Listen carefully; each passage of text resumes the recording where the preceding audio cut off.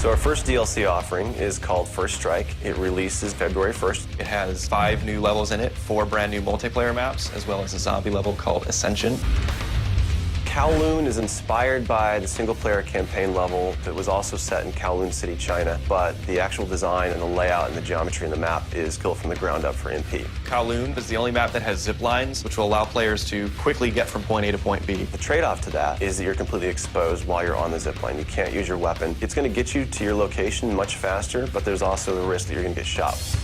Discovery is an Antarctic research station that was a German outpost left over from World War II. The two sides of the map are divided by a deep chasm. You're always kind of fighting for control over that crossover from one side of the map to the other. My tips for Discovery is really just learning the layout of the map, understanding how that chasm can impact the flow of the gameplay, and always being conscious of the exposure that you have to long-range weapons. You might be on a snow bridge and somebody throws a grenade, which collapses the floor around you.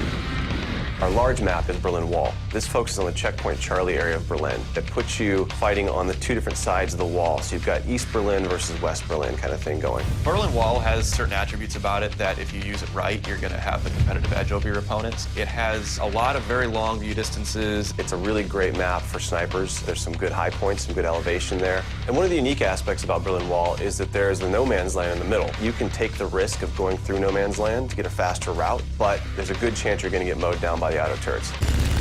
So Stadium's one of my favorite maps. I am a run and gunner, so I tend to like that map. It's going to provide those close quarter players tight adrenaline, action-packed experience. So never underestimate the value of tactical insertion, and always be checking your corners and realize that these engagement distances are going to be really small, so use that to your advantage. I think it's going to cater to a lot of the players who just like the frenetic style of gameplay that Call of Duty has to offer.